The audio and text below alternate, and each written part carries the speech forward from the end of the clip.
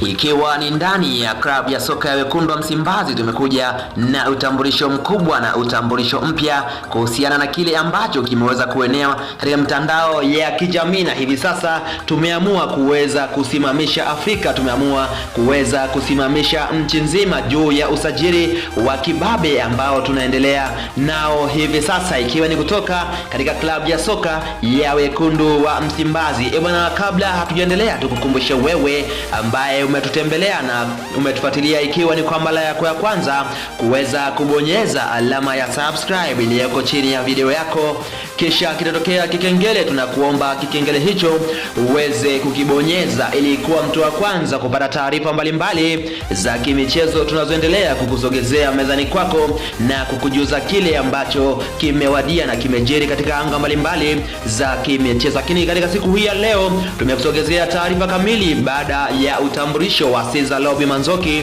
mchezaji aliyekuwa kiuchapa iwapo klabu ya soka ya Dalian Pro ya huko nchini China, aliyekuwa kiuchapa iwapo klabu ya soka ya Vipers Sports Club ya huko nchini Uganda. Hatimaye ameweza kutua nchini Tanzania na kujiunga na mabingwa hawa wa kihistoria Simba Sports Club, na hivi sasa ni mchezaji rasmi na halali kwa upande wa klabu ya soka ya Wekundu wa Msimbazi kwa muda wa miaka miwili kama mkataba wake unavyoweza kueleza. Natumai furaha ya wanasimba, furaha ya Wekundu wa Msimbazi imeweza kutimia juu ya mwamba huyu kuweza kutua rasmi katika klabu ya soka ya Wekundu wa Msimbazi. Bwana, wewe kama mwana Simba, furaha yako ni hipi kuweza kumuona Cesar Lobby Manzoki akitambulishwa rasmi na klabu ya soka ya Wekundu wa Msimbazi, ambapo wengi waliweza kutarajia na kumuona mwamba huyu anaweza kutambulishwa na klabu ya Wekundu wa Msimbazi. Wengi hawakuamini, wengi wamestaajabu kuona hili ambalo Wekundu wa Msimbazi